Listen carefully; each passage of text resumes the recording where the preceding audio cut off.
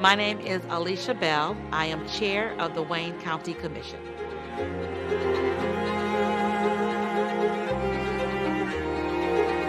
I believe the most significant barrier that I've broken in my career was actually being elected at such a young age.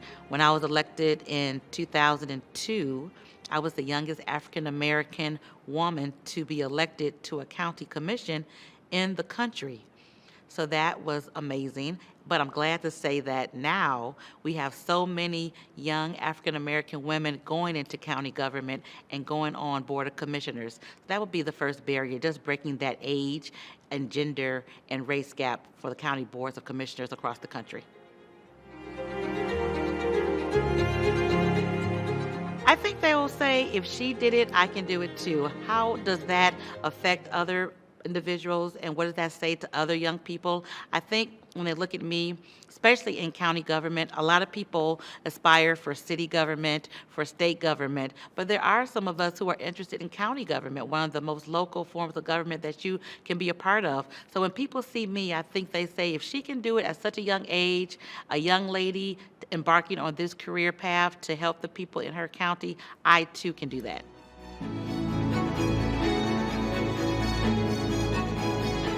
What attracted me about county government is the fact that, one, my father was an employee of Wayne County. He started in Wayne County at a young age and moved through the ranks and became a manager in the timekeeping department.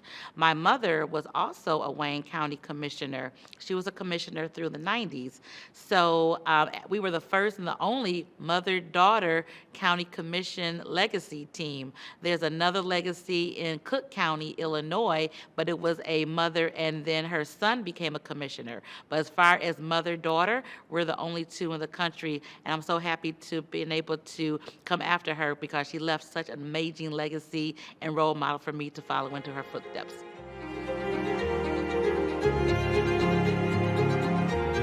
I define my leadership legacy as one of action and service. I've been on the commission now for 21 years, and time has flown. So I've doubled the time that my mother was on the commission, and my legacy includes so many things. But I think if people were to ask, they would say my legacy is being of service, being available, being personable.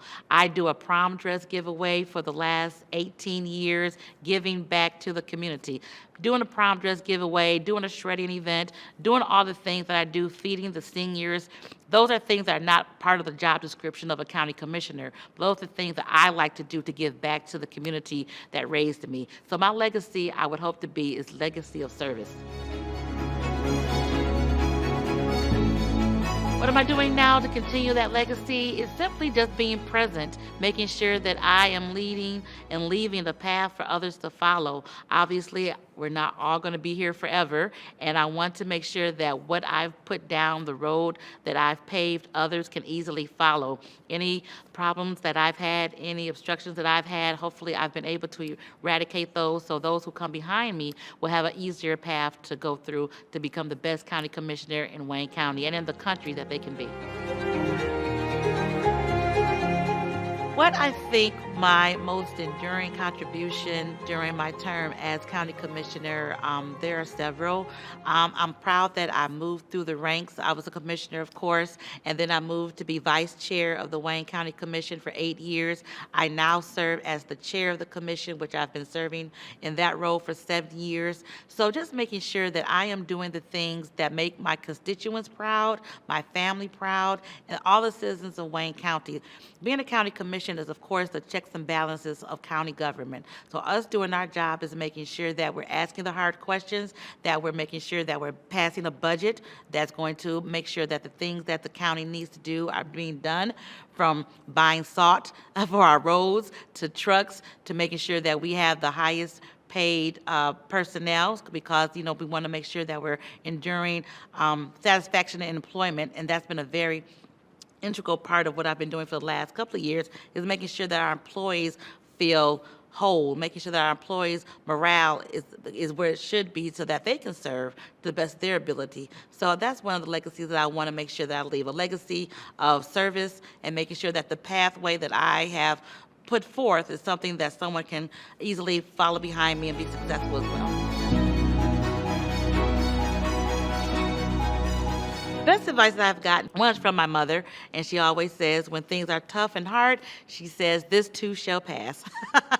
So know that hard times are not going to last always. And another piece of advice that I've gotten that I've learned to really help me in my career and in my family is that grow where you're planted. So grow where you are at the time. When I'm at home, I'm a mom and a wife, and I want to grow and prosper there. But when I'm at work, I am the chair of the commission, the largest board of commissioners in the state of Michigan. So I want to make sure that I'm a shining example and doing all that I'm supposed to do in the role as chair of the Wayne County Commission. So grow where you're planted, and remember that this too shall pass. The advice I would like to give to someone to follow in my footsteps is to be your own person. Make sure that you find your niche, your lane, and excel in that. When I started the prom dress giveaway 18 years ago, no one in elected office was doing anything like that. No one pretty much anywhere was doing anything like that. But now other people see the need, and they have started to do their own thing with prom dress giveaways. I am always certain to make sure that I am being with the community. And that's very important. I go to my community block club meetings. People know me. They know they can call me. So I want to make sure that if you're going to follow in my footsteps, make sure that you're service oriented. Make sure you understand the reason why you're doing this job or whatever job you're going to do. Don't try to follow someone else's footsteps. Be your own person, but make sure you're being true to yourself.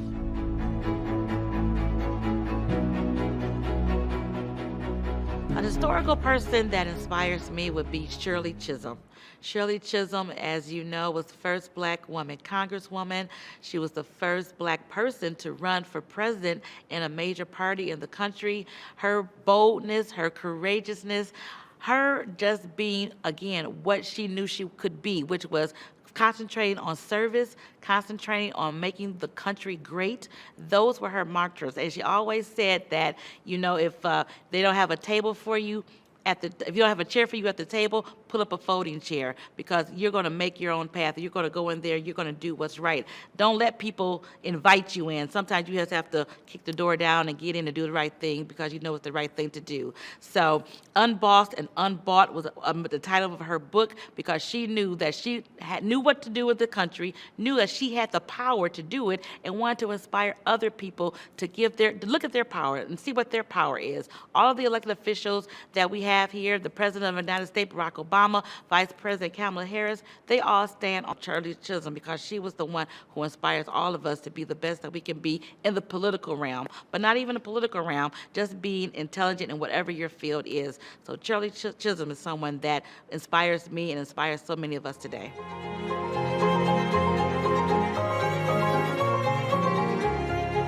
I am most excited in the future to see, as a Detroiter, to see how the city continues to evolve. In my lifetime, I've seen the highs and the lows, so I'm really excited to see how the city of Detroit continues to prosper. When people look at Detroit and they hear about Detroit, and I talk to people from across the country, they used to say, don't really want to do anything there. But when they come here, and I've been able to host 2 national conferences here in Detroit, they come and they are amazed at how wonderful the city is. They love our Riverwalk. They love Campus Marshes. The excitement of our Detroit Lions is just something that is felt across the country. So I'm excited about the continuation of the great work that's being done here in Wayne County and in Detroit.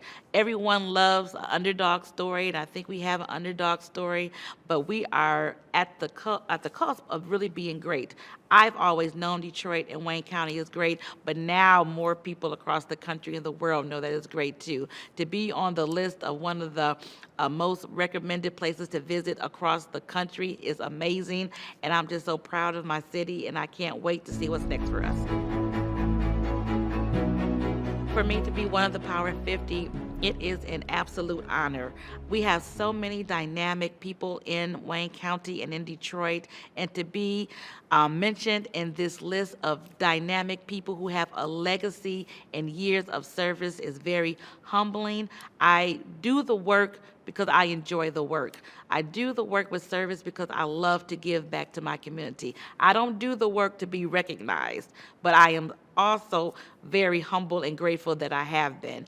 Being a part of the Power 50 group and just seeing all of the dynamic men and women around me that I know, and we've kind of, some of us are kind of grown up together in our respective fields of be it politics or in entrepreneurial or whatever it is, just to see us and see where we are today is just amazing. And I want to make sure that we are, of course, being a shining example for young people to look to us to say, hey, if Alisha Bell can do it, if Dennis Archer can do it, if Kim Worthy can do it, I can do it too. So to be a part of this list is amazing. I am humbled, I am honored, and I just wish that everyone will look at us and say, they did it, Detroit's great, we can do it too, and continue to make Detroit and Wayne County great.